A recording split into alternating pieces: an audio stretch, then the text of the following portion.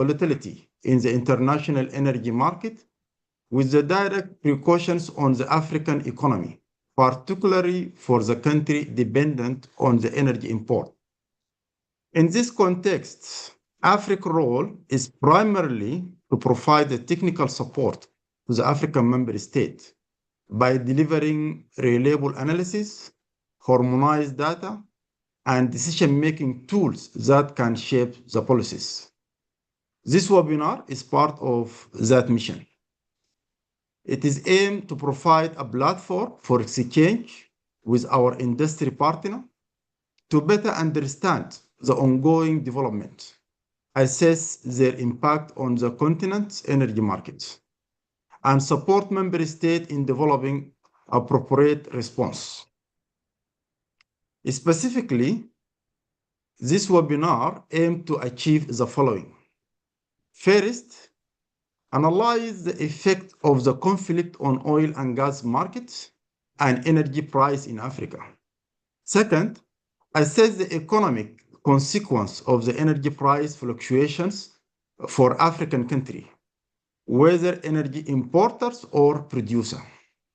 Third, discuss implications for energy policies and continental strategy, supporting member state energy security and transition plan.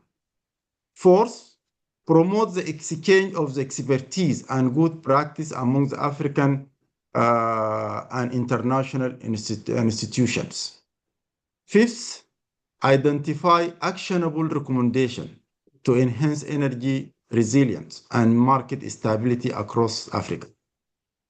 Furthermore, today's discussion will help identify a concrete pathway to enhance the resilience of the African energy system, including through improving regional coordinations and more efficient use of the existing resources. This will then inform the recommendation that will be presented to the AUC Minister of Energy during the ministerial dialogue scheduled for 8 May 2026. I would like, therefore, thank all panelists for accepting our invitation and the participants for showing up in the big number for this engagement, as well as our strategic partner institution for their continued support. I wish you all fruitful and constructive discussion. Thank you very much. Hand over to you, Yaguba. Thank you very much, Mr. Rashid Ali Abdallah, for those introductory remarks. Now it's my honor to invite Her Excellency Lerato Mataboge, Commissioner for Infrastructure and Energy of the African Union Commission, to provide her keynote address. Her Excellency, you have the floor, please. Thank you. Thank you very much, Yaguba, Program Director. Excellencies, honorable ministers who have joined us today, various leaders of industries and academia, distinguished ladies and gentlemen. Today we engage at a moment when the world is once again being reminded that geopolitics and energy are inseparable. The evolving tensions between the United States of America and the Islamic Republic of Iran are not confined to the Gulf. They are reverberating across global markets, supply chains, and economic systems, reaching deep into the African continent. At the center of this unfolding crisis lies a maritime corridor with global consequences. The Strait of Hormuz carries roughly 1/5 of the world's oil supply. Any disruption to this artery is not only a regional inconvenience, it is a global shock. It is a shock that Africa feels immediately and disproportionately. We are already witnessing the effects. Oil prices have surged sharply during periods of heightened tensions, with projections under escalation scenarios reaching levels that could fundamentally destabilize importing economies. The volatility is transmitted directly into the daily lives of African citizens through higher transport costs, rising food prices, and constrained economic growth. For Africa, this moment is not simply about observing a distant conflict. It is about confronting a structural vulnerability that has persisted for decades. Our continent imports a vast majority of its refined petroleum products. In many cases, these imports are tied to supply chains that originate in or transit through the Gulf region. This means that decisions taken thousands of kilometers away can determine the price of fuel in our cities, the cost of moving goods across our borders, and the viability of our industries. This dependency has profound fiscal implications. When oil prices rise, African economies experience immediate pressure on foreign exchange reserves, widening current account deficits and escalating subsidy burdens. A sustained increase in oil prices reduces economic growth across oil importing countries and forces governments into difficult trade-offs between fiscal stability and social protection. But the impact does not end at the level of macroeconomics. It cascades through every sector of our economies. Transport systems become more expensive, undermining the efficiency of regional trade and eroding the gains of the African continental free trade area. Food prices rise as logistics costs increase, placing additional strain on already vulnerable populations. Aviation, which is critical for connectivity and economic integration, faces higher operating costs, reduced routes, and declining competitiveness. Industrialization, which sits at the heart of Africa's development agenda, becomes more difficult to sustain.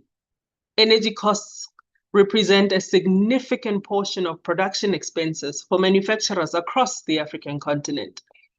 When fuel prices rise, factories slow down, investments are delayed, and jobs are placed at risk. Even Africa's digital future is not insulated. Data centers, telecommunication infrastructure, and digital services depend on reliable energy. In many parts of the continent, that reliability is still underpinned by diesel-based backup systems. Rising fuel costs, therefore, threaten not only our present, but also our future competitiveness in the global digital economy. Ladies and gentlemen, what this conflict reveals is not just the volatility of global energy markets. It reveals a deeper truth. External energy dependency is a direct threat to Africa's sovereignty. No continent can claim full agency over its development when its economic stability is tied to geopolitical dynamics beyond its control. No nation can plan with certainty when the cost of energy, which underpins every sector of the economy, is determined externally. This is the strategic lesson of the present moment. Energy security is sovereignty. Fiscal stability is energy policy. Development is inseparable from control over energy systems. Nonetheless, ladies and gentlemen, within this challenge lies a profound opportunity. Africa is not a continent without energy resources. On the contrary, Africa is one of the most energy-endowed regions in the world. We possess vast reserves of oil and gas, but more importantly, we hold some of the largest renewable energy potential globally. Solar, wind, hydro, and geothermal resources exist at a scale that can power not only our continent, but position Africa as a net exporter of clean energy. This moment, therefore, calls for a fundamental shift in how we think about energy. First, Africa must decisively reduce its dependence on imported refined fuels by investing in domestic refining capacity, storage infrastructure, and integrated supply chains. The ability to process and distribute our own energy resources is a cornerstone of resilience. Second, we must accelerate the transition towards renewable energy systems for a balanced energy mix on our continent. Unlike fossil fuels alone, renewable energy offers price stability, local control, and long-term sustainability. Africa's solar potential alone is sufficient to transform the continent's energy landscape if harnessed at scale. Third, regional integration must move from aspiration to implementation. Initiatives such as the African Single Electricity Market and cross-border power pools are not optional. They are essential for building a resilient and interconnected energy system that can withstand external shocks. Fourth, Strategic energy reserves must become a continental priority. The current levels of fuel reserves across many African countries are insufficient to absorb even short-term disruptions. Building coordinated reserve systems is a matter of urgency. Fifth, Africa must seize emerging opportunities in new energy technologies. Green hydrogen, battery storage, electric mobility, and distributed energy systems offer pathways to leapfrog traditional models and build a modern, diversified energy economy. Distinguished participants, the Iran-US tensions have exposed a vulnerability, but they have also opened a window. Geopolitical crises often create moments of clarity. They force difficult conversations. They accelerate decisions that might otherwise take years. This is such a moment for Africa. We can continue to operate as a price taker in global energy markets, absorbing shocks and managing crises as they arise, or we can choose a different path, a path that places energy sovereignty at the center of our development strategy, a path that transforms Africa from a passive participant in global energy systems into an active architect of its own energy future. The choice before us, therefore, is clear. Africa has the resources, Africa has the institutional frameworks, Africa has the vision articulated in Agenda 2063. What is required now is execution at scale, coordination at continental level, and leadership that matches the magnitude of the challenge that we face. I therefore look forward to today's expert input towards these particular objectives. Thank you all for joining us today. Thank you. Thank you very Back to much. you, Yakuba. Thank you very much, Your Excellency. Dans vos propos respectifs, vous avez mentionné comment ces évolutions reflètent une réalité complexe. Si plusieurs de nos pays sont confrontés à la hausse des coûts des importations d'énergie et aux pressions inflationnistes, d'autres pourraient bénéficier de gains à court terme en tant que producteurs. Cependant, sur l'ensemble du continent, le défi fondamental demeure le même, la vulnérabilité aux chocs externes et l'impérieuse nécessité de renforcer la sécurité et la résilience énergétique. Donc, cette plateforme qu'on a devant nous aujourd'hui offre une tribune opportune pour mieux saisir ces dynamiques, partager l'expérience des spécialistes et explorer des solutions politiques concrètes. Il témoigne en outre de notre engagement collectif envers une prise de décision éclairée et rapide, une coopération régionale et internationale et une vision stratégique prospective face à l'incertitude mondiale. Donc, pour explorer certaines solutions que nos partenaires ont à nous fournir aujourd'hui, j'invite M. Bob Félix au City pour modérer le panel de haut niveau des experts qui vont nous partager leurs réflexions par rapport à cette problématique que nous avons devant nous. Mr. Bob Félix, you have the floor, please. Thank you, Mr. Yaguba, and thank you, Your Excellency, for that, and Executive Director for the opening remarks and for laying a very clear direction. And I think what the Commissioner mentioned is very key at this point in time. We have a challenge, but we also have an opportunity. I also recognize that we have a few ambassadors on the call and some ministers. If you're an aide of a minister, please just drop for us a message so that we can be able to upgrade the minister later on for a comment. Ladies and gentlemen, we are stepping up our gear now into discussion with our partners on some of the technical aspects and consideration to put in place that will be able to shape the kind of policy and direction of action for the continent.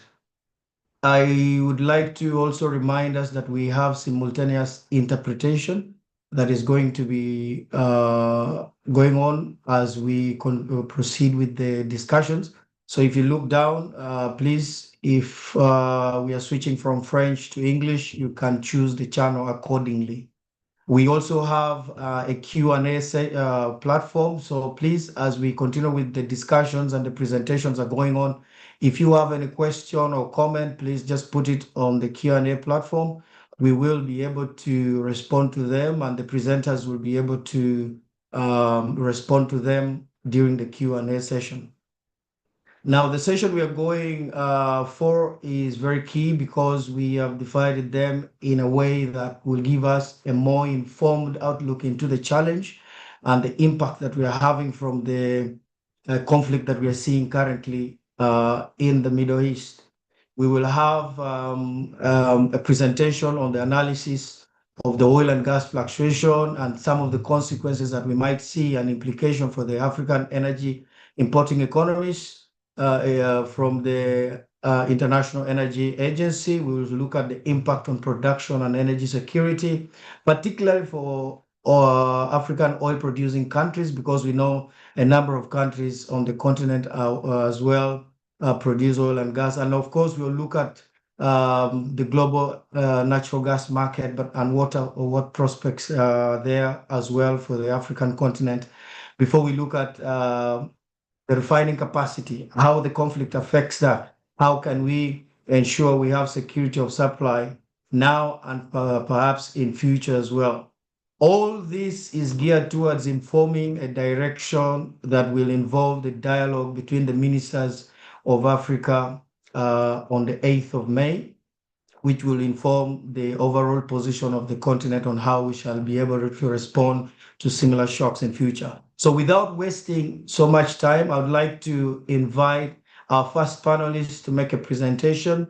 This is a lady who has been in the sector for a very long time. And most of you, if you've been seeing the oil market report, she has been working together with our team at the International Energy Agency to bring out those regular reports to inform the world about what is happening in the oil market. So without wasting so much time, to come and talk about the analysis of oil and gas price fluctuation and the consequences for African energy importing economies is Ms. Toril Bosoni. I hope I pronounced that correctly, from the International Energy Agency. Over to you, Toril. Thank you very much, and good afternoon, ladies and gentlemen, distinguished panelists, and thank you very much for giving me an opportunity to share IEA's perspective today on how we see the developments in the oil market. Let me just see. I'm very sorry. I'm trying to switch my view here. Okay, I'm going to try that again. Okay, here we go. Of course, we're in the middle of the biggest supply shock that we've seen in the oil and gas markets in the history. And of course, this is something that we're following very, very closely here at the IEA. As you know, the IEA was established 50 years ago after the first blockade of the Middle East that flows through the Strait of Hormuz in the 73-74 oil crisis, and now we're facing a situation of a similar scale. Of course, what we're seeing today is a significant increase in oil prices, bigger increases for refined products. We heard from the commissioner that there is product markets are under strain, and especially having an impact on importing countries. And the reason for that is obviously what we're seeing with the flows through the Strait of Hormuz. As you can see, in February, we had oil flows through from the Gulf producers of close to 25 million barrels a day, and now we're down to 11 million barrels a day. So this is significant disruptions to supply. Of course, we're seeing some flows continue to the Strait of Hormuz throughout this period. In March, about 3 or 4 million barrels a day were exiting through the strait. Most of that Iranian, up until the US blockade came into effect over the recent days. But we have seen a significant increase in flows through bypass option, most notably through Saudi Arabia and the UAE. But we also see that the effects of the disruptions to exports from through the Straits were in part masked to markets over the recent weeks as cargoes were continued to arriving in importing countries. But that's now the latest cargo that exited through the Strait of Hormuz before the war broke out has now been delivered. So we're seeing increasing impacts on energy markets in April. And of course, the countries are drawing on their inventories and stocks were available and are competing hard for a shrinking pool of available supplies. So the impact on Gulf producers have been uneven. As I said, Saudi Arabia has been able to divert large portions of their productions through export routes on the west coast of the country. The UAE has also continued to export from Fujairah on the Sea of Oman. And up until recently, Iran has continued to export oil at similar levels that they were before the outbreak of the war. Now, of course, we're watching closely to see what happens to Iranian oil coming through. We're seeing some cargoes going through still, but this is obviously a fast evolving situation. But other countries such as Iraq, for instance, Qatar has now with their production nowhere to go out of the region and significant shut-ins. On the demand side, the strains are most visible for the refined products that were reliant on exports from the Middle East. Of course, a lot of the products were going to Asian market and especially on petrochemical feedstocks, including LPG and naphtha. But we're also seeing a significant exports of diesel to African markets and for jet fuel, both to Africa and Europe, that is now putting strain on the market. And these disruptions to supplies are already having an impact on oil demand. In our latest oil market report that was published just earlier this week, we reduced our expectation for global oil demand growth for this year and now expecting a contraction for the year as a whole. Only in April, about 2 million barrels a day of demand lost due to disruptions to feedstock supplies for petrochemicals or for LPG for cooking in India, for instance, and also due to flight cancellations across the Middle East and other regions. So looking forward, of course, we have the disruptions to export flows and with producers in the region having no outlets for their barrels.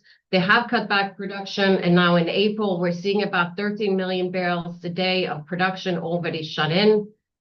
In our latest oil market report, we presented two scenarios where we see things may go in the coming months. This one is presenting an optimistic scenario on the assumptions that flows do resume gradually from the month of May and allowing production to recover thereafter. But as you can see, even in a best case scenario, we do not expect oil production from the Middle Eastern producers to resume immediately. It will take time because of the supply chains and getting the fields back up and started. But even in this case, you were seeing that we're seeing a big losses in the balances in the second quarter.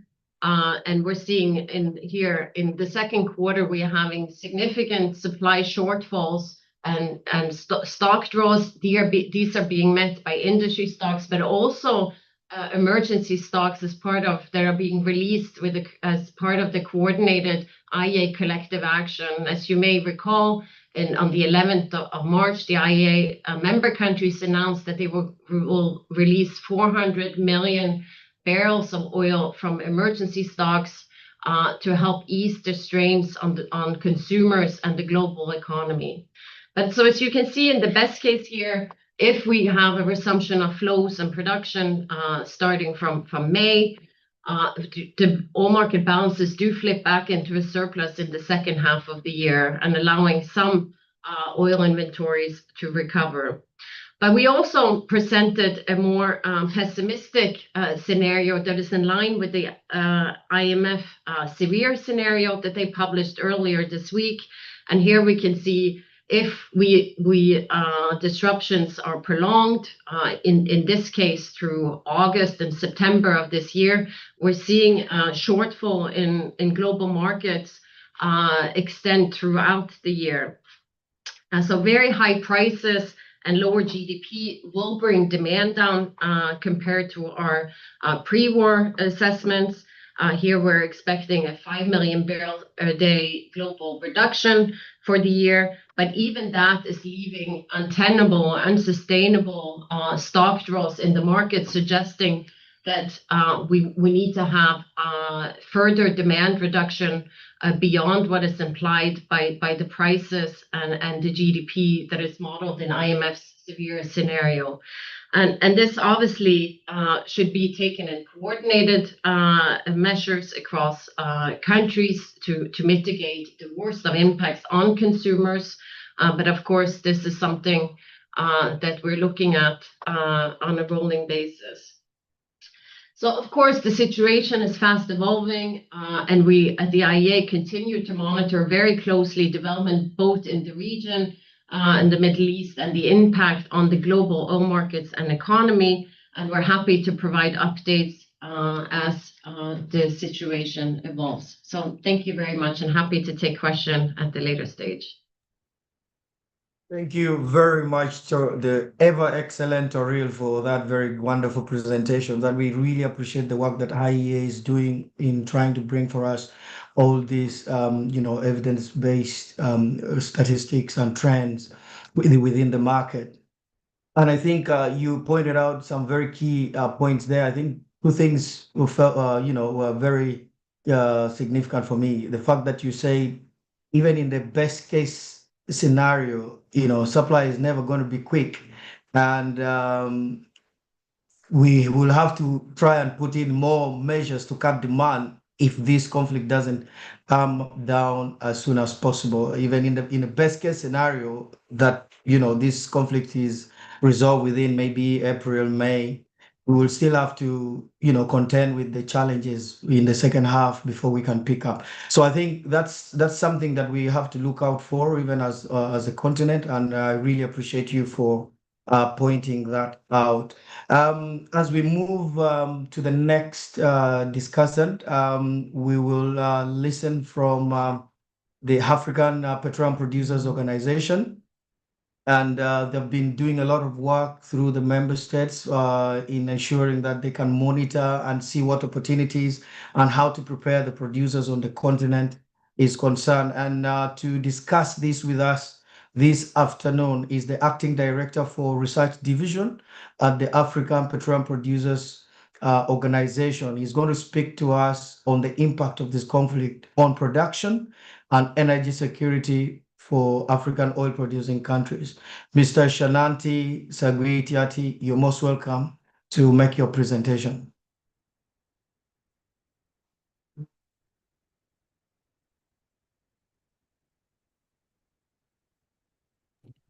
Merci, Monsieur Félix. Je vais me permettre de présenter un petit aperçu sur la situation de l'impact du conflit au Moyen-Orient sur la production et la sécurité énergétique des pays producteurs de pétrole en Afrique. Donc, je vous permets de le faire en français, comme il y a le dispositif de traduction. Je me sens plus confortable de faire ma présentation en français. My apologies for interrupting you. Are you able to change the projection screen, because you're showing us the presenter screen?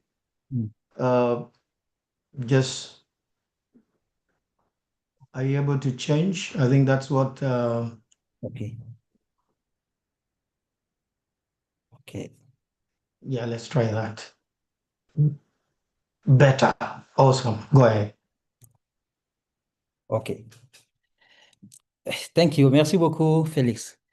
So, ma présentation, d'abord, l'objectif ici, c'est d'évaluer les routes de transmission des produits ou de la production africaine sur le marché, je vais dire, mondial, identifier les vulnérabilités régionales et pays, d'accord, et puis définir les mesures d'atténuation immédiate et les réponses structurelles.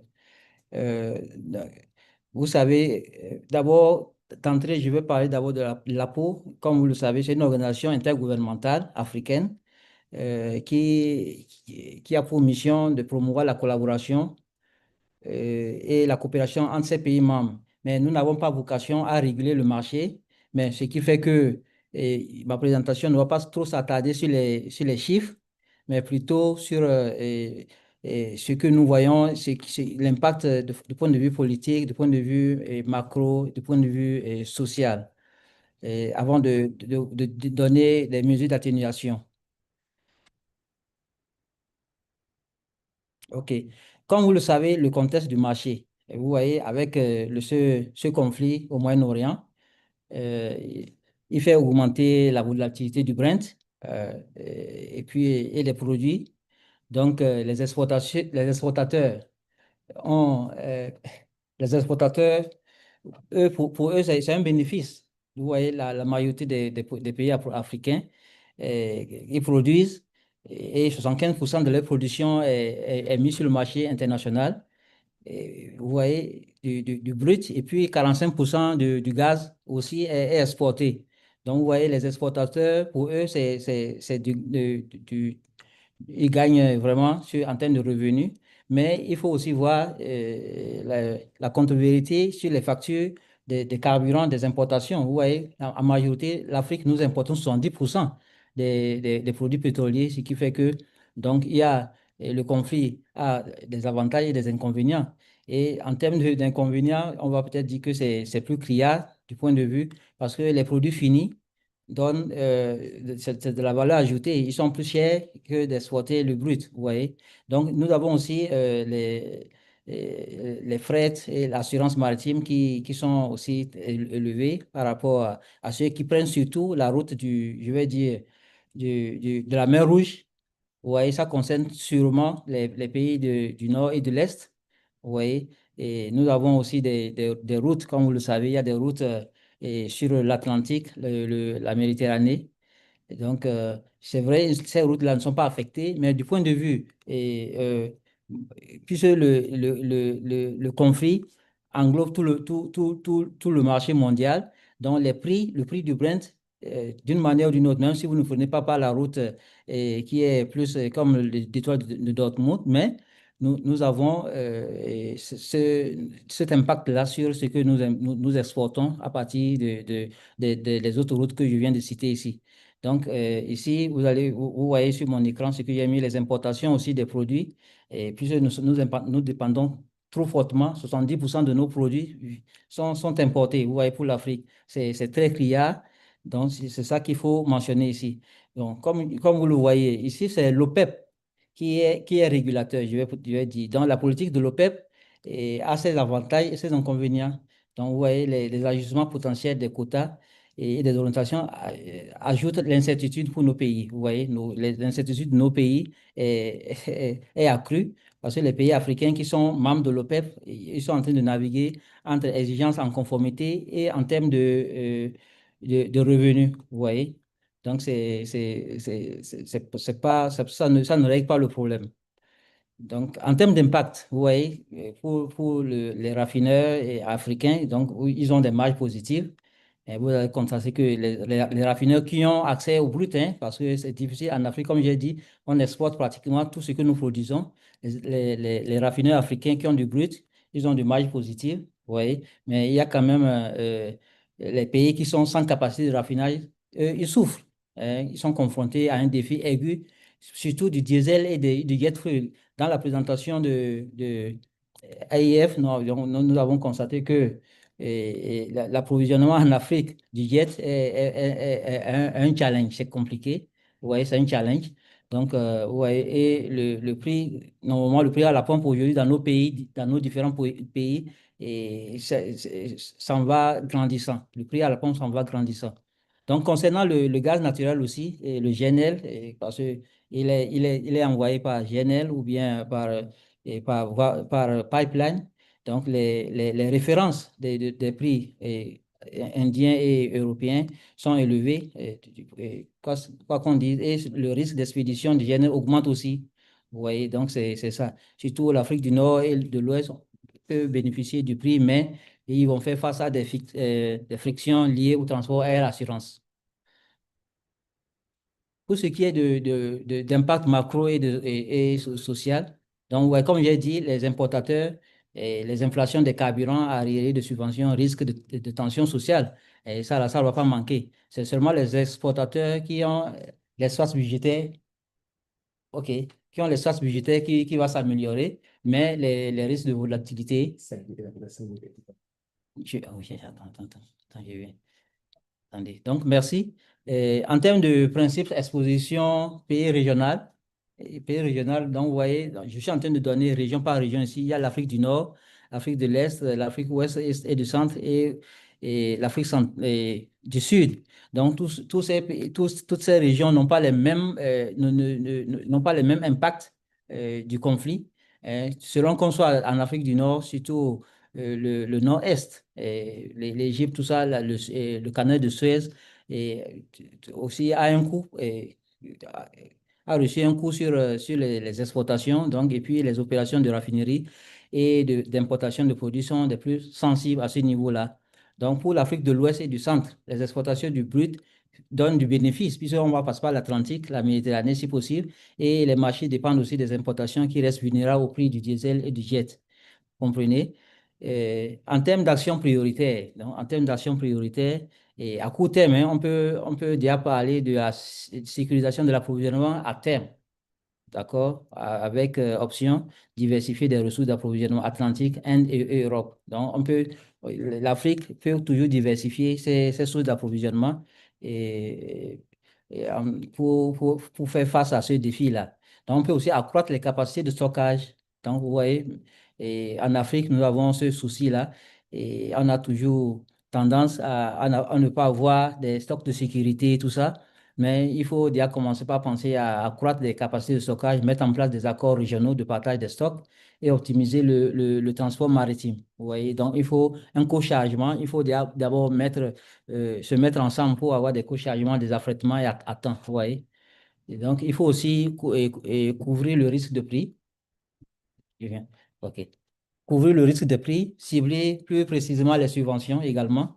Donc, ici, on demande à l'APO et à ADA, vous voyez, ces deux institutions-là, et d'harmoniser les spécifications et la logistique d'urgence. Ceci, c'est toujours dans le cadre du développement du marché africain. Vous voyez, comme j'ai dit au début, si nous produisons et que notre consommateur cible, c'est l'export, c'est pas bien. Alors que la population africaine aujourd'hui fait 1,3 milliard pratiquement. Donc, c'est un potentiel marché qui est là. Il faut déjà le développer. Maintenant, pour le développer, comme dans tous les pays, nous avons les disparités des spécifications. C'est difficile d'avoir un marché africain. C'est ce qui fait qu'aujourd'hui, et toutes ces institutions que nous sommes, et l'Afrique, APO, ADA, et nous devons penser à une spécification commune, je vais dire africaine, même si on peut même dire régionale. Vous voyez, avant que le marché ne soit vraiment un marché uniforme et qui pourra être développé. Voilà. Donc, en termes de mesures structurelles, ça, c'est des mesures à long terme, hein. Il faut déjà commencer par penser au développement des hubs régionaux de raffinage. Aujourd'hui, nous avons dans nos pays, dans nos différents pays, des raffineries de faible capacité et ces raffineries ne font pas l'économie d'échelle. Et c'est souvent difficile même de continuer. Elles s'en vont vraiment en crescendo. Elles s'amenuisent et il y a même l'entretien qui manque et qui fait que, bon, c'est difficile. On pense que c'est pas profitable, on ne peut pas on ne gagne rien au point où on ferme. Donc aujourd'hui, il faut commencer par penser au développement des hubs régionaux. Si on ne peut pas avoir des raffineries modulaires ou une raffinerie à petite échelle, et venez, les pays, nous devons venir ensemble pour créer des hubs régionaux, peut-être en trois régions, des grandes raffineries, tout au moins à partir de 150 000 barils par jour, une raffinerie peut supporter les économies d'échelle et être une raffinerie bancable, vous voyez. Donc, je crois, en plus de ça, il faut déjà penser à réhabiliter aussi les projets qui existent déjà. Dans beaucoup de nos pays, comme le Nigeria, il y a beaucoup de raffineries qui sont fermées et à cause du manque d'entretien, tout ça. Donc, aujourd'hui, il faut penser à ça. Développer la bourse des produits africains. Vous voyez, les produits africains, nous n'avons pas une bourse. Donc, nous sommes dépendants des bourses externes. Donc, il faut développer la bourse des produits africains et le système panafricain de paiement et de règlement. Ainsi, pour réduire les frictions transactionnelles, vous voyez. Donc, tout ça là, ça va dans le cadre du développement du marché africain. L'APO aussi pense à ce que nous développions les projets de production d'électricité communs, donc aujourd'hui à base du gaz. Donc, chaque pays, on pense que installer une centrale à gaz, c'est coûteux, mais si nous venons ensemble pour avoir des réseaux de production d'électricité, des réseaux, je vais dire, régionaux, ça va nous aider beaucoup et on va lutter contre le torchage de GPL et de petits pipelines virtuels et pour transporter du GNC, gaz naturel compressé, tout ça là. Donc, investir dans la mesure, la notification et la vérification, la détection et la répartition des fuites du gaz. Vous voyez, il faut que nous pensions aussi à faire de l'entretien et pour éviter la pollution, tout ça, il faut investir dans ce qui concerne l'environnement. Donc, accélérer aussi le développement des infrastructures, vous voyez. Donc, pour parler du marché, il faut parler, il faut d'abord créer le marché. Pour créer le marché, il faut des infrastructures. Développer des raffineries, il faut développer les bacs de stockage, il faut développer des voies et moyens qui transportent le brut pour les raffineries, ainsi de suite, les dépôts et de soudage, les plateformes de données souveraines pour l'analyse du marché. Donc, je crois que l'Afrique, le conflit au Moyen-Orient a un impact, mais si on avait développé notre marché, je crois que l'impact ne serait pas aussi criard comme nous le pensons aujourd'hui. Ce que nous voyons aujourd'hui, c'est parce que nous importons les produits pétroliers, ça a un impact sur nous. Nous exportons notre brut, ça a encore un impact. Si notre brut était produit, notre gaz est produit et nous le transformons à l'interne, c'est vrai, l'impact serait très amoindri. On n'aurait pas constaté ce que nous constatons aujourd'hui. C'est le fait que le marché africain n'existe pas et que nous avons vraiment failli depuis longtemps et qu'il faille penser à développer le marché africain, à mettre les dispositions qu'il faut pour que le marché soit vraiment bien structuré et bien développé. Je vous remercie pour l'attention que vous avez portée à ma présentation. Thank you. Merci beaucoup, Munzu Shanante, for a very good presentation. And I think you have really brought out very clearly some of the challenges that we have on the continent. And I think the key things that you've mentioned there, diversification of supply, secure energy future, increase of storage capacity, refining. And I like the fact that you even put a figure on what type of refining capacity we should have. 150,000 barrels per day capacity should be increased in all the regions. I think that's a good one. And I think something also which is key that you touched on is how we can hedge against price risk by tackling issues like energy subsidies. I think those are things that we will be able to discuss more even when we meet with the ministers in 3 weeks' time. Without wasting so much time, allow me invite a good friend of mine who has, been in the industry for a while and has been watching closely what is happening in the gas market. He's usually one of the big brains behind the global gas outlook, Dr. Mohammed Amin Naderian, who is the head of energy economics and forecasting at the Gas Exporting Countries Forum based in Doha. Dr. Amin, you're very most welcome to give us some outlook on the gas market.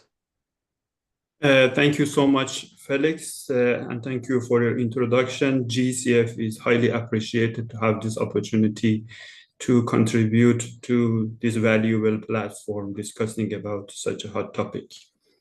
If you allow me, I will share my presentation.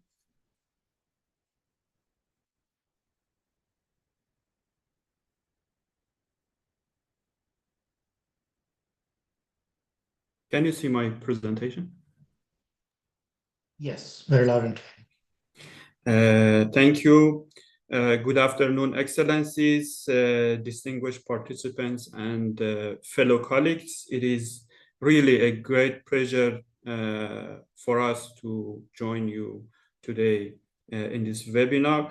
In my presentation, I'll try to take you through the impacts of the Middle East conflict on national gas market and more importantly, what this can mean for Africa, both to some extent short term, but I will focus on near term to longer term perspective. But before starting, I just wanted to share that the key message upfront somehow is simple from our perspective, and that's this sort of a disturbance or shock cannot be considered as a price shock. It is, in fact, a sort of a second stress test of energy system resilience over a few years for Africa. I'll structure my remarks in 4 parts, and I try to limit my presentation in 10 minutes, and as it was indicated. First of all, I will discuss about the size and nature of the shock. Then I will move to how this shock is propagated or transmitted globally. And thirdly, I will discuss about Africa's exposure and differentiated impact that it may create. And finally, I will have some conclusions and implications. Let me start with the origin of the shock, which is fundamentally physical. What we observe here, as you can see in this slide, is a sort of a collapse in commercial shipping through the Strait of Hormuz. And you see within a matter of days, vessel traffic dropped from around 95 ships per day to almost 0, and it has been there for quite a while since then. This is critical because of the Strait of Hormuz is not just a regional corridor, it is in fact a global energy artery. And at the same time, Qatar suspended or halted LNG production and shortly after declared force majeure. So what we are seeing is not just geopolitical tension, it is in fact a direct disruption to physical energy flows and supply chains. This in fact sets the foundation for everything that follows up. The second layer that I want to highlight here is the shock to the prices and how this translated to a price hike.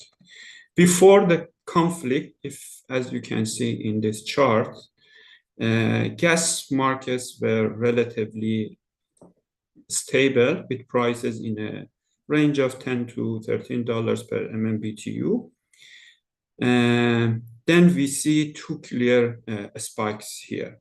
The first came immediately after the outbreak of the war, and the second following the strikes on Ras Al Khaimah, which is a key LNG hub globally.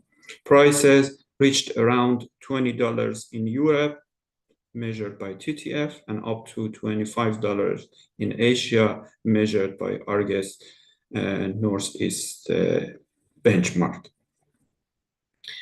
This clearly shows how quickly markets are reacting when supply risk somehow materializes in the current system, showing that a level of integration that exists nowadays in a global market.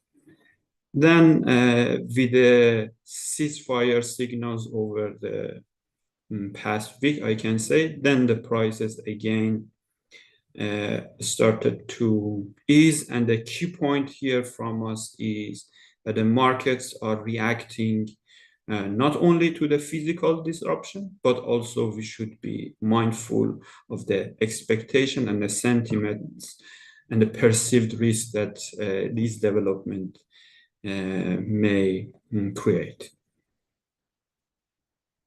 Now, if we move from prices to some fundamentals, particularly supply fundamentals, if the Strait of Hormuz remains disrupted for a longer period, we are effectively blocking around 20% of the global energy supply. Again, as you can see in this chart. In addition, damage to Ras Al Khaimah capacity introduces a much more longer-term constraint, which repairs that are potentially taking around 3 to 5 years. So this is not just a short-term shock, it has also a potential near-term, or I can say medium-term implications up to 2030.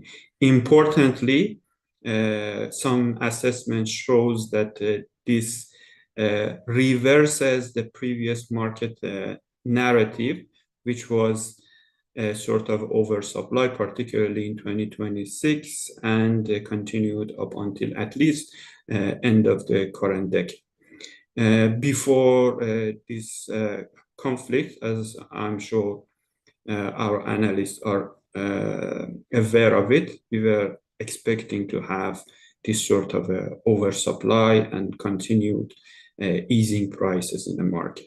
Now, it appears that that outlook is being somehow delayed, or at least it is significantly reshaped. Now, let me turn to who is going to be most exposed. Again, the impact is clearly not uniform. Asia is the most affected region as the main destination for LNG flows. Europe also has limited exposure in volume terms, and Africa is not directly impacted through the flows by this supply disruption. But for Africa, the key point is that the impact is indirect, mainly through prices and market condition.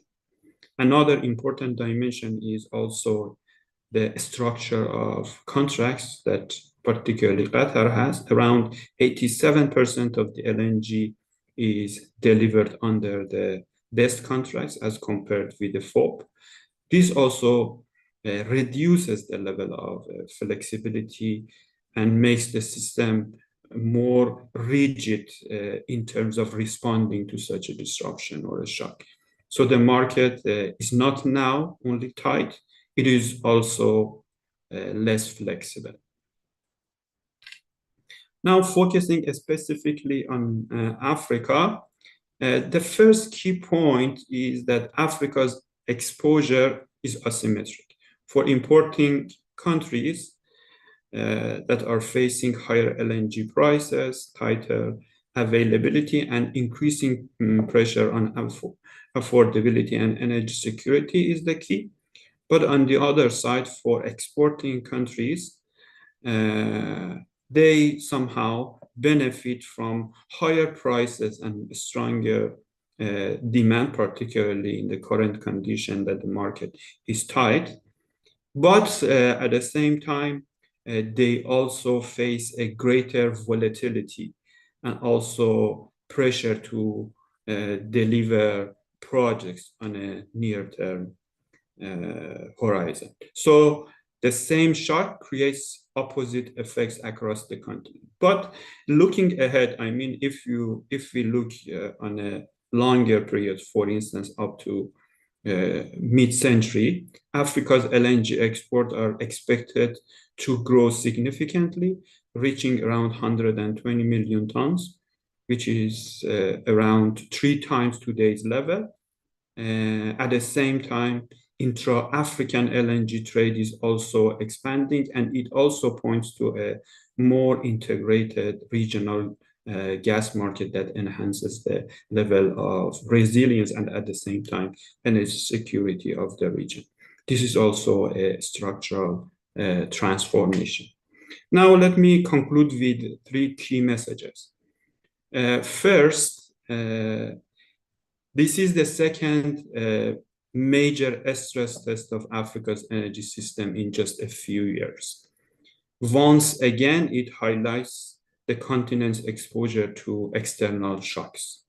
Second, the impact is largely indirect and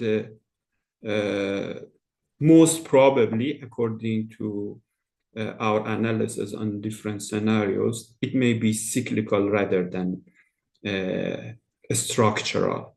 But it has delayed the expected easing of LNG market, as I discussed, and pushed back the prospects of global oversupply, maybe in early 2030s. Third, and most importantly, this reinforces a fundamental point, particularly for Africa. Energy security, for sure, now is not optional. It is a precondition. It is a prerequisite for sustainable development of the region. Africa, as it was indicated earlier, holds around 8% of the global natural gas resources, and unlocking this potential requires, in particular, investment in infrastructure and a stronger regional integration and more effective de-risking of the projects. At a time when population is growing rapidly in Africa and the economic activity is expected to expand on a longer horizons, and the demographic dividend is also emerging in Africa, this ability to convert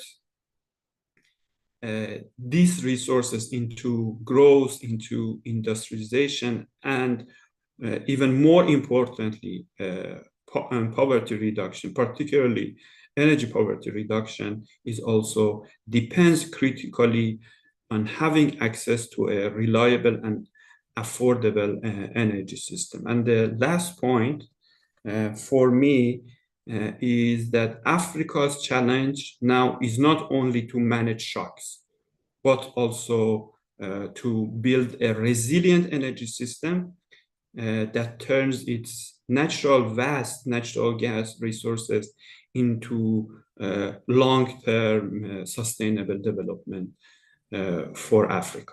And thank you so much. Thank you. Thank you very much, Dr. Amin, for that. I think you mentioned that energy security is no longer optional.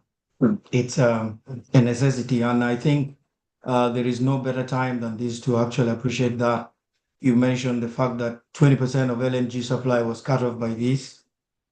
But also what stood out for me is the fact that, you mentioned that our exposure is indirect, and I agree with that. I think that is one of the things that we have to look out for, and also the impact is asymmetrical, meaning that the exporters are benefiting from the high price currently, but the importers are facing the price hike and the volatility that comes with the logistics associated with that.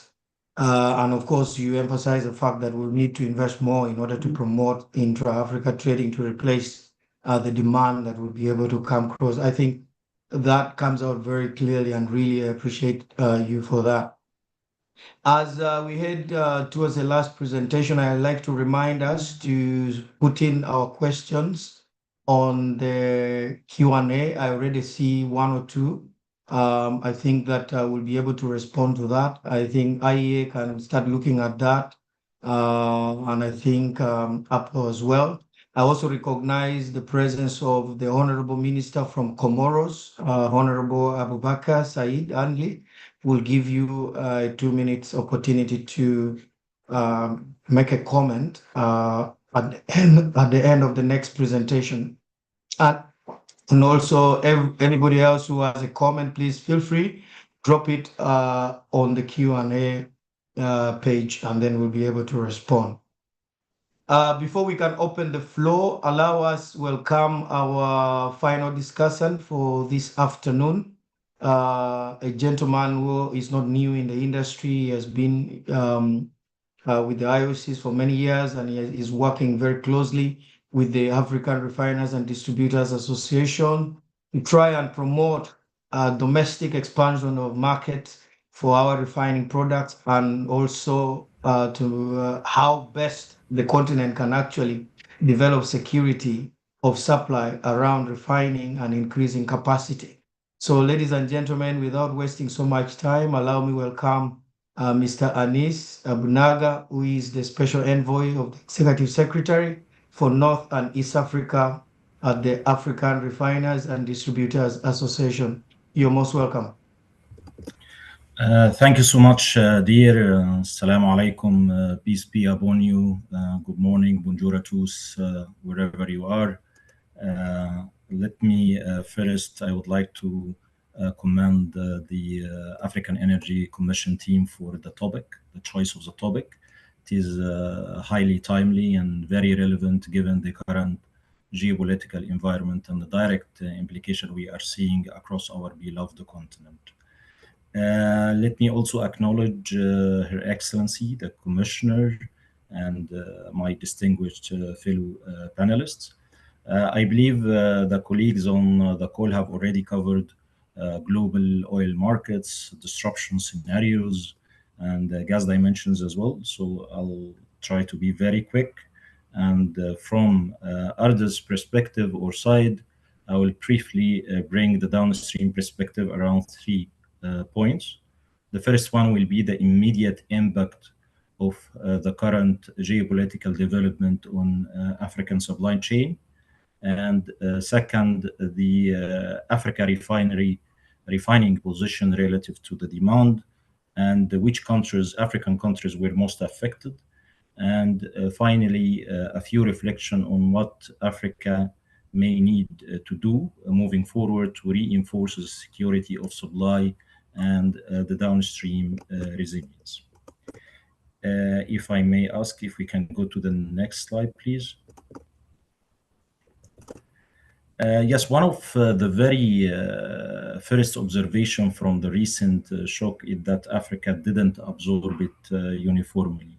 The downstream impact has been highly uneven across several markets. So we have seen different outcomes or impact across different countries. And one visible indicator was the gas oil price movement between January and April 2026. We have seen different outcomes from one country to another. And what explains this difference is not only the exposure to international supply routes, but also the way each domestic market is structured. Particularly here, I'm referring to the pricing mechanism. So we have African market where the prices is market-based, some are regulated, some are subsidized. So in some countries, the regulation pricing mechanism actually temporarily isolated consumers from the global pricing movement, while in other, the impact pass directly through them. The largest increase were generally visible in markets where import dependence remain high and downstream flexibility were really limited. In the chart, the strongest movement were seen in countries like Nigeria, Malawi, Lesotho, Morocco, and Egypt as well. For instance, in Nigeria, the increase was roughly around 80%, very high, significant, while in countries like Egypt, we have seen an increase around 17% over the same period. So overall, this confirmed that the shock was significant, material, and affected the majority of the African consumers, yet the impact was a bit filtered very differently through domestic downstream systems. Please, if we can go to the next slide. Yes, actually, this slide highlights Africa's most affected area. The immediate downstream pressure is most visible in East and Southern Africa, largely because these regions remain heavily linked to product supply coming from the Middle East. For instance, in South Africa, part of the refining balance depend on imported crude and imported products as well. So, a large share of jet fuel, kerosene, gas oil are linked to a Middle East supply. The same for Kenya, Ethiopia, Djibouti. Products are being imported also from the Middle East. Tanzania and Mozambique also remain critical corridors, not only for their own demand, but because they support inland supply into countries like Zambia and DRC. We saw early demand management measures in many countries, such as electricity curfews on commercial sites, like what's happening in Egypt, and this is to reduce the pressure for sure. We have seen also priority fuel allocation systems in many countries, like Ethiopia, and suspension of non-essential travel for many governmental officials in several markets. So those were actually one of examples of the quick management measures that has been taken by many African countries. And this actually confirmed that when supply chains are highly concentrated, geopolitical shocks move very quickly from international places into domestic African operational decisions. This is why downstream resilience is increasingly becoming a strategic necessity rather than an operational issue. Please, if we can go to the next slide. Yes, beyond the immediate shock, this slide actually reminds us that Africa exposure is rooted in a structure. It's not completely attributed to what's happening as we speak. Even in 2025, the total African refining output remains materially below the total demand. The continent is consuming far more than it currently converts locally, and the gap remains particularly visible in clean fuel, especially gas oil, jet fuel, which continue to dominate the Africa import requirement. So in practical terms, the net clean product shortfall reached around more than 100 million metric tons in 2025, despite recent refining additions. And this is important because it tells us that what we are seeing today is not simply a temporary market reaction. It reflects a structure, again, imbalance, a structure issue that has been building over time. And as our colleague has mentioned also that Africa population is growing, demand is expanding, and industrialization became increasingly critical to achieve or deliver the needed prosperity for our people in Africa. And as a result, oil product demand is expected to grow, while again refining capacity still need to catch up materially if Africa wants to reduce the external exposure. So to close the gap, we need to close the gap. The structural deficit is now very large, and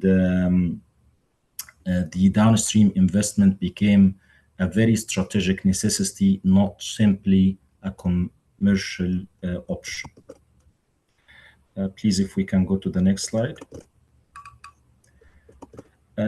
Even actually with the recent progress that we are, all of us are witnessing, Africa still produce about half of what it consumes in petroleum products, which means import continue to fill a large part of daily demand. We have seen large new projects such as Dangote. Dangote for sure are important because they began to change the dynamics in regional places like West Africa. But we still need more of Dangote. We still need more, like maybe 6 refineries at the scale of Dangote in order to fill the gap between demand and refining capacity. But the broader lesson is that Africa still requires substantial additional refining capacity. In other words, Africa still need more barrels converted inside the continent.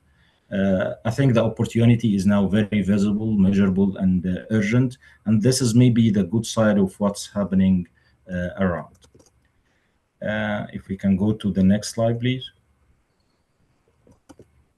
So if there is a lesson from what's happening, it is that geopolitical shocks are forcing a rethink of how energy security is being defined in our continent. Energy security is no longer more about access to crude. It's no longer more about upstream. It's increasingly about how resilient the downstream system is. And here I'm referring to the refining capacity, logistics, storage, and the ability to keep supply moving under stress. The same kind of language that has been said by my colleague from Apple. From Arda perspective, 3 things stands out most actually. The first is strengthening the downstream resilience must become an integral part of our national energy security thinking, with greater attention to, again, refining, logistics, storage, and supply flexibility. The second is accelerating actually what we call a pragmatic intra-African cooperation. It's becoming very essential, and this can be facilitated through harmonized fuel specifications and stronger regional product flows, where supply actually can move faster across the African markets. And finally, the current geopolitical environment should also be used, which is currently being used as far as I know also, as a catalyst to advance commercially and bankable viable downstream investment. So again, the lesson is very clear. Africa need to move very fast from resource ownership to energy sovereignty and supply chain control, and also from an isolated national responses to coordinated continental resilience. With that, I conclude my remarks, and again, thank you for the African Commission team for the excellent organization, and again for the topic, for the choice of the topic. And I can now hand it over back to you. I'm looking forward to the rest of the conversation. Thank you, Mr. Anis, and congratulations for also a very successful other week this week. Yeah, I know this the book work was very recent. Yeah. Yes. And I think we cannot overemphasize the things that you have put across, and you have given a very clear, situational analysis on how we should be able to focus and strengthen downstream resilience by rethinking what energy security should look like, but also accelerating, intra-Africa cooperation. And those are some of the things that we are going to be talking about, including harmonization of clean fuel standards and so on and so forth. Because if we need to trade among ourselves on the continent, then we need to be talking about the same standards. I see our time is going, but I'm going to open the floor. There are a few questions that we are going to be answering. I'll be directing some of them. But before we do that, I would like to welcome the Honorable Minister from Comoros to give us maybe a 2-minute comment. I know that the ministerial meeting is going to be coming up on the 8th of May. And some of the discussions and the pointers that have been presented here from IEA, Apple, other GCF will feature in the discussion with the ministers on the 8th of May. But because we have the minister from Comoros here, maybe we'll give you 2 minutes to give a comment on the discussion on the table. Honorable Minister.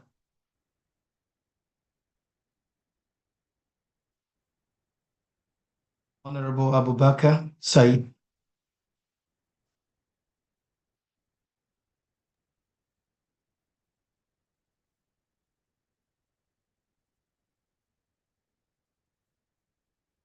Honorable, can you hear me?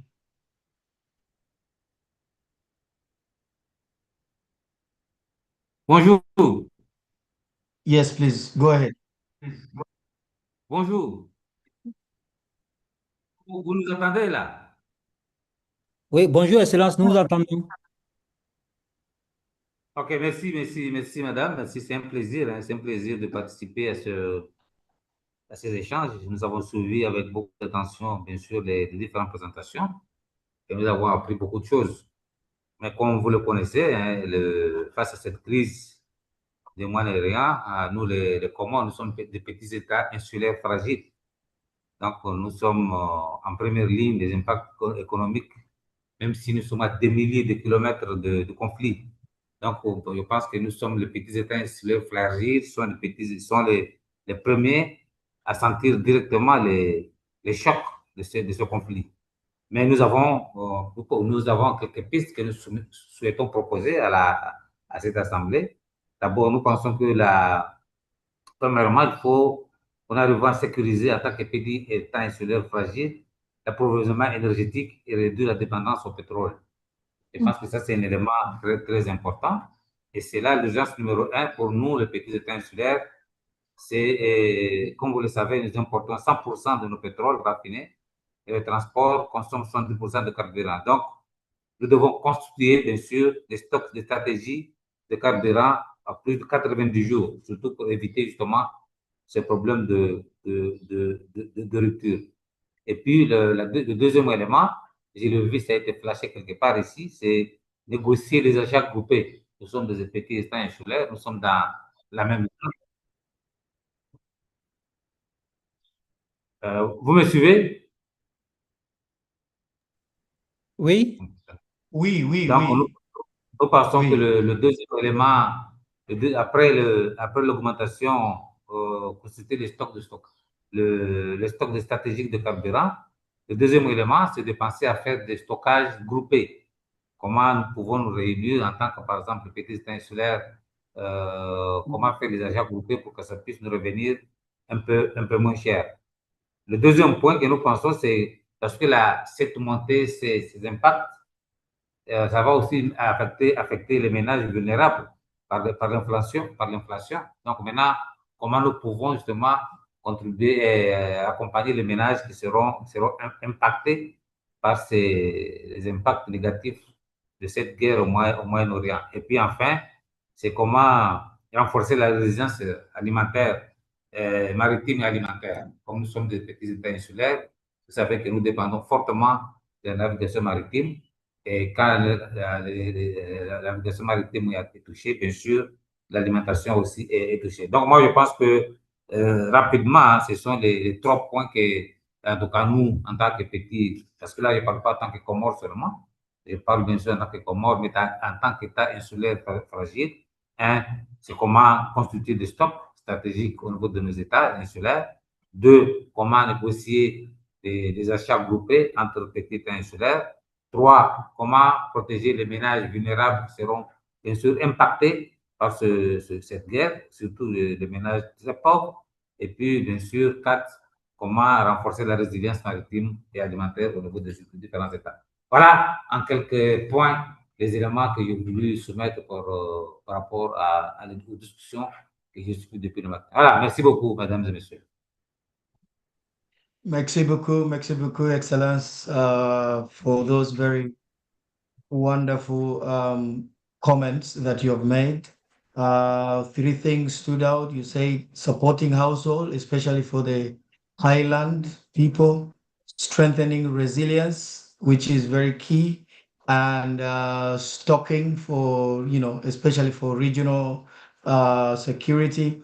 And I think those are very key points that we will be able to capture them and include them in our discussion with the rest of the ministers on the 8th. Thank you very much. I know there are a number of Merci, questions on the. madame. there are a number of questions on the group. I'm not sure we will be able to answer all of them, but let's pick a few of them. Let me start with Dr. Sarah from Nigeria, who said it would be nice to know how countries in Africa can strategically position its energy sector to benefit from supply disruption caused by the crisis while mitigating risk associated with global market volatility. Mr. Shananti, do you want to take on this?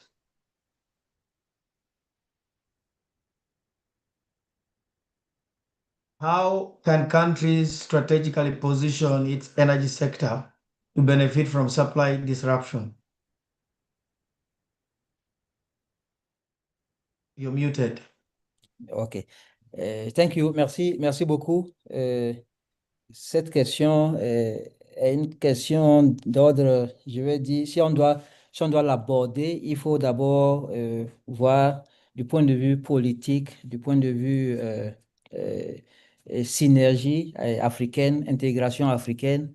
Donc, vous voyez, donc aujourd'hui, nous sommes en train de parler de ce conflit du Moyen-Orient et qui affecte l'approvisionnement et même les importations et exportations en produits pétroliers ou bien en brut ou bien en gaz pour l'Afrique.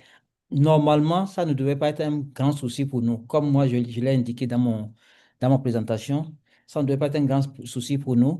Aujourd'hui, l'Afrique, nous devons commencer par, puisque c'est une alerte, donc nous devons commencer par penser autrement.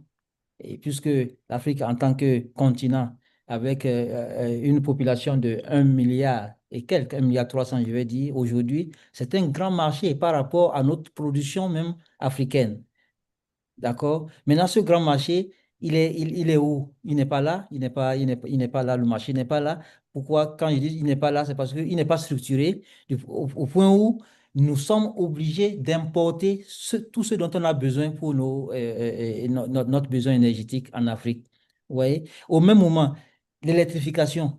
Nous en sommes où? Tout à l'heure, la présidente de la Commission de l'Union africaine et a souligné le fait que nous avons tout le potentiel énergétique en Afrique, que ce soit les hydrocarbures, nous avons des grandes réserves, que ce soit l'éolien et l'hydro, et puis même le soleil. Nous avons des grands potentiels. Mais où sommes-nous en termes d'électrification africaine? Donc, vous voyez, nous sommes toujours laissés pour compte. On pense que c'est les autres qui doivent venir peut-être pour nous aider. Donc, c'est la volonté politique. Il faut que la volonté politique nous accompagne les techniciens que nous sommes et dans nos élans. Vous voyez? Donc, aujourd'hui, ce qu'il y a lieu de faire, c'est de commencer par penser au développement du marché africain. Développer le marché africain, c'est de mettre en place les infrastructures qu'il faut pour permettre la fluidité et toute la législation qu'il faut pour permettre la fluidité et les échanges commerciaux en Afrique. Donc, le seul moyen aujourd'hui pour lutter contre ces impacts exogènes, puisque l'impact de Moyen-Orient, c'est un impact exogène à l'Afrique. Mais nous sommes en train de subir ces défis et les problèmes venant de ces impacts-là. Donc, il faut d'abord la volonté politique et la mise en place des tests et réglementations pour régir le marché africain et les spécifications, l'uniformisation et des spécifications pour qu'il y ait fluidité dans le marché et les investissements à grande échelle pour pouvoir mettre tout ça là en place. Et je vais vous rappeler que aujourd'hui, l'Afrique, nous sommes en train de penser à sortir de cette ornière-là, l'ornière de dépendre des investissements étrangers. Et nous pensons aujourd'hui de mettre en place une source comment dire, une banque, si vous voulez, la Banque africaine d'énergie, que la pour en collaboration avec Afreximbank et avec d'autres partenaires, je veux dire Afrique, tout cela. Avec le temps, c'est sûr que ils auront vraiment à jouer un grand rôle dans la mise en place de cette banque-là pour qu'elle puisse avoir toute la capacité possible pour pouvoir financer les projets énergétiques africains. Donc, on a besoin de tout ça là pour que l'Afrique soit indépendante de sa souveraineté, que l'Afrique ait sa souveraineté énergétique, sa Thank sécurité. you. Merci. Thank you. Thank you very much, Shananti. Dr. Naderian, how do you see the role of LNG evolving in Africa in light of the disruption in the Middle East? Very briefly. Thank you so much, Felix, for such an excellent question from one of my old friends. As I have indicated through my presentation, the potentials for LNG in Africa is huge, and according to our latest projections, LNG export in Africa is expected to triple by 2050 to reach something around 120 million tons per annum. And at the same time, it is good to know that the LNG import is also expected to increase up to 30 million tons per annum, again by mid-century, which is going to be sourced mainly from inter-regional suppliers. That's why if we look at this issue on a medium term, for sure, as a result of the recent volatility in the market and what has happened, a sort of rebalancing, which is in our opinion cyclical, the strategic importance of African LNG is expected to rise. But on a long-term perspective, the impact of such a supply shock on LNG will not have any structural impact on Africa LNG, which is going to be really bright. Okay, good. Thank you, Dr. Amin. Can you clarify the link between energy security and energy transition across the globe, and how can and also Africa? How is that being balanced in the face of this conflict? Because now there is discussion about energy security, but we also have the energy transition that we have always been promoting. What would be your comment on this? Thank you very much for this question. Here at the IEA, we see energy transition and energy security going hand in hand. We're looking at energy needs to be secure, also needs to be sustainable, and it needs to be affordable. So these three pillars. A lot of our member countries are now looking to scaling up the energy transition as a way to improve their energy security. Of course, the IEA, when we talk about oil, we have oil inventories, we have emergency preparedness and stocks that we can use.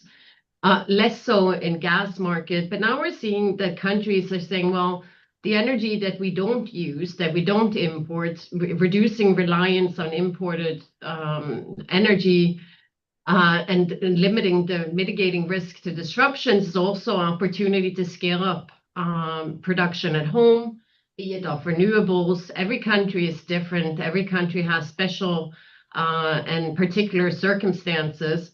So depending on their resources, depending on their locations, we see that countries are using scaling up energy transitions, so clean energy transitions, in order to improve their energy security. So this is something, obviously, that we're working on all the aspects of the energy spectrum across all the fuels here at the IEA. Thank you very much. I think your answer just speaks to even the African common position on energy. I mean, on energy access and just transition, where we should be able to still be able to transition, but meet our energy security needs. And I think we are well aligned on that aspect. Maybe finally, because I know our time is gone, we may not be able to answer all the questions, but let me have one last one for Mr. Anis. Many African oil producing countries face constraint from limited refining capacity. And I think you mentioned that very well in your presentation. and it does affect how much, we can capitalize on our geopolitical supply disruptions and everything. How quickly can Africa realistically scale regional refining, storage, logistics, and build resilience in oil supply in the face of the challenges that we are having currently? Yeah, again, it's the time actually mandate that rethink, we as African countries rethink how the energy security should be dealt with within the continent. It's again strengthening the downstream infrastructure needs that we have bankable, structured projects. This is a good time. High prices. Actually, we need to use a chance to tap into financial institutions, African also financial institutions, in order to achieve or secure investment for our downstream projects. And here I'm referring to refineries, storage, and flexible supply chain as well. Another very important thing is, again, I would like actually to repeat it, integration between our African infrastructure. Integration is not an ideological aspiration. It's a very pragmatic tool to achieve the needed energy security. So again, it's a good moment to tap into financial institutions to secure the capital.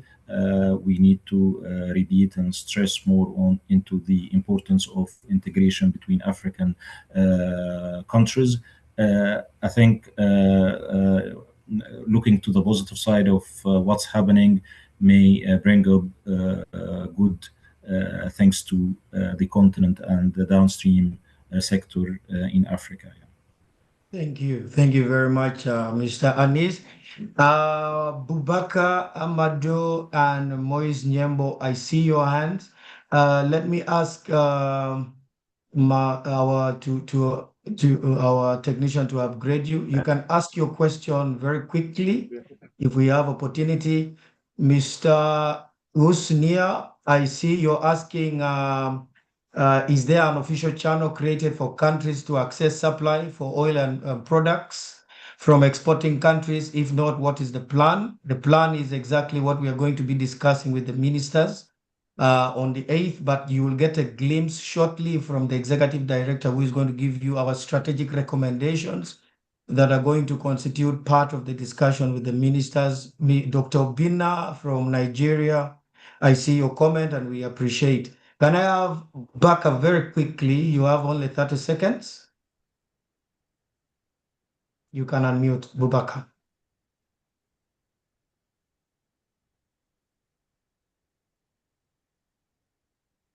Make it brief, very brief, because our time is fast spent.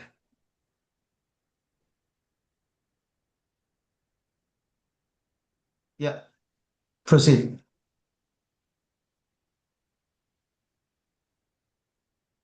Bubaka.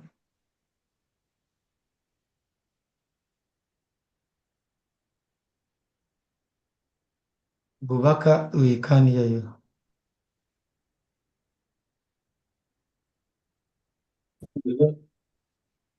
Hello. Yes, please proceed very quickly and briefly. I said that I was just trying to thank her because her presentation was very concise, and we really appreciate the way IE is following precisely the movement of the prices. Thank you. And that's Merci what beaucoup. Thank you. so much. Thank you. Nyembo, very briefly.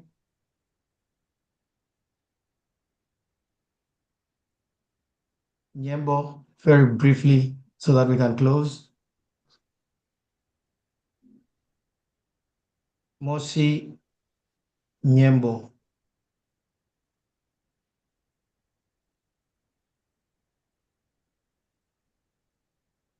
Okay, if Nyembo is not available, the last person, I am very sorry, but let's have only Kwame Fosu Mohammed. Mohammed, please, very briefly. All right, so I'm from Ghana, and then I only wanted to make a few contributions that we should fast track on the establishment of the Africa Energy Bank, so that we can help finance these developing countries. Because in Ghana now, our only oil refinery company, which is Tema Oil Refinery, it has been dormant for some time now due to inadequate finance to finance their operations. So they are facing maintenance and then operational cost. So I'm only hoping that the African Energy Bank will be established as soon as possible to help finance these institutions to get back on track. Thank you. Thank you. Thank you also, Kwame, for the good work you're doing in Ghana. We are aware of that. Yeah, the Energy Bank will have. I know Sofo will kill me if I don't give you the opportunity, but you're the very last one. The rest, put down your hands, please, after you've spoken. Mbatha, Sofo, you're the last one to comment, please. Thank you very much for giving me the opportunity. Anis was talking about then we have to scale up our capacity, refining capacity in Africa. But then it's a confusing message because at the same time, we're saying we have to transit away from fossil fuel to cleaner energy. So how would you expect the oil producing countries to put their capital on refineries, but at the same time, in the UNFCCC and all other platforms, we say we have to do away with fossil fuel? Thank you. Okay, thank you for that comment. I think I will answer that. One of the things that we did as the African Union is to bring the ministers of energy the way we are going to do on the 8th to talk about the direction of Africa in 2022. And what came out of that was something called the Common Position on Energy Access and Just Transition. At the center of that is the utilization of both renewable and non-renewable energy sources. But a caveat to the non-renewable energy sources is producing and developing them sustainably. And that is why we are talking about decarbonization of the oil and gas value chain. And there's a lot of work and program that we have as an African Union institution in as far as decarbonizing the oil and gas value chain is concerned. So yes, I hear you. I already mentioned the fact the importance between balancing energy security and energy transition. So your point is clear. We hear it, and we're going to do everything possible to ensure that the industry is developed sustainably. If I may comment also, Felix. And allow me. Okay, very briefly, in 30 seconds. Yes, Mr. Anis. I think the two are closely linked. There is a reality in Africa that the liquid fuel remains essential today for transport, aviation, industry, and mining. So, and at the same time, the transition offers Africa an opportunity to gradually reduce fossil fuel or dependence on fossil fuel. So, in practical terms, energy security protects today's or fossil fuel protects today's economy stability, while energy transition or moving away from fossil fuel strengthening the long-term resilience. So I agree with IEA that the two are closely linked. Yeah. Thank you. Thank you very much. Ladies and gentlemen, without taking too much time, I really appreciate you all hanging in here up to this point in time. But before we close, allow me welcome the Executive Director for the African Energy Commission to give us some strategic recommendations and what the way forward will look like in as far as this discussion is concerned. And then he will also be able to close the webinar. Mr. Rashid, you're most welcome. Okay. Thank you very much, Felix. First of all, I would like to thank the presenter for the very informative informations and also the very precise and up-to-date information, which is really give us a good overview on the impact what is happening due to this conflict. And I think a lot of lesson we can take, but if I can quickly, it is very clear that there is no quick recovery and for this situation, and Africa need to be prepared. And also, it is also very obvious that there are huge gap in downstream sites, and we need more refining capacity in Africa. And for natural gas, I really appreciate the fact that the LNG capacity is expected to increase, and also the cross-border trading in natural gas is expected to increase, and this need more investment. And of course, one issue maybe it is not mentioned here, but it will be very crucial for Africa is the fertilizer. As we are thinking about energy sector, we need also to think about how to invest on reducing the fertilizer. Having said that, I just in Africa point of view, we think this recommendation that I am going to present it to you is one of the presentations that we are going to direct or to direct our discussion in the ministerial dialogue, which is scheduled for 8th of May. And this recommendation is in three categories. The first category is the immediate priority action, which is from now up to 12 months. The medium term priority action, which is from 1 year to 5 years, and also for long term priority action beyond 5 years. We believe that as the discussion is going on, which is give us very good insights, we think that the immediate priority action, it could be first establish an AU energy crisis coordination mechanism under African Union to at least to support African member state to navigate this crisis.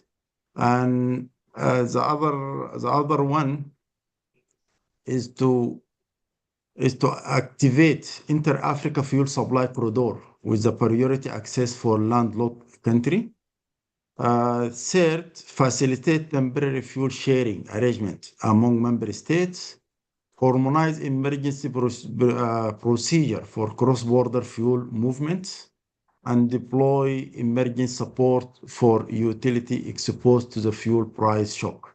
And I think this what's the critical action we feel that we need to discuss with our minister, and maybe with more we can add in this recommendation to see what we can do. For medium term priority action, which is from 12 months to 60 months, first we think that Africa, we need to accelerate investment in domestic refinery capacity, which I think this echo with ARDA request, and we need to work more in attracting investment in this sector. Second, promote modular refinery across regional economic community, and I think as APO they mentioned that we need to have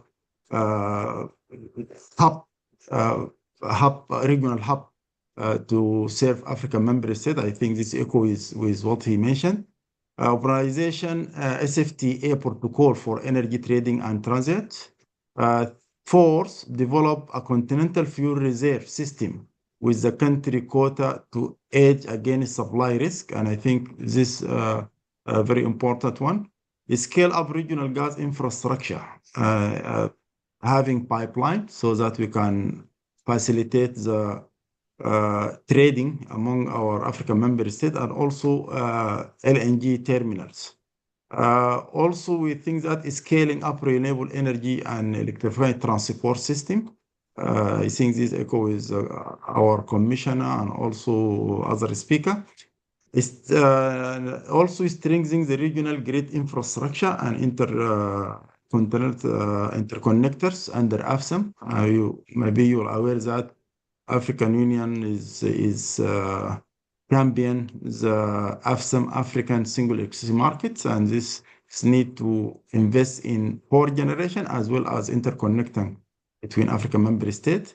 Last but not least, is strengthening the utilization of energy data and modeling to support informed decision-making and anticipating market shock. This from medium recommendation. For long-term priority action, this beyond 5 years, I think from African Union and Africa, we need to work together with member states first to reduce the structural dependency on imported fuels, and second, to invest in regional oil, gas, and electricity infrastructure. Third, to invest in sustainable aviation fuel and green hydrogen. Fourth, align with Agenda 2063 to achieve energy sovereignty and, of course, energy security by self-sufficient energy system, integrated continental energy market, minimal exposure to the external supply shock, and lastly, universal access to the affordable and reliable energy. As I mentioned, this recommendation, it is will guide our discussion with our minister in the ministerial dialogue, which is dialogue on 8th of May, and by this I can stop here. Thank you very much. Over to you, Felix. Thank you, Executive Director, for those summaries. On behalf of the organizing team and everybody, I would like to once again thank our panelists for sharing your insights and for really guiding these recommendations that we are putting across to discuss for the overall security of the continent. Without wasting much time, I want to thank the participants, attendees, everybody for being present. We hope that you'll be able to join us again in the next event when we hold. With this, I would like to bring this webinar to the end and request the commissioner to say our last words, and then we can be able to close. No, thank you. Thank you very much. Let me appreciate all the expert input that we received today. That is going to be very helpful in the recommendations we are taking to the ministers and also the participants. I was closely monitoring the chat box, quite important and interesting insights that came through. So on behalf of the African Union Commission, we'd really like to thank all of you for supporting the team, our team at AFREC, to have this webinar. And I wish you all a restful weekend as we try to navigate the new landscape that we find ourselves in. Thank you very much, everyone. The meeting is adjourned. Bon weekend. Thank you.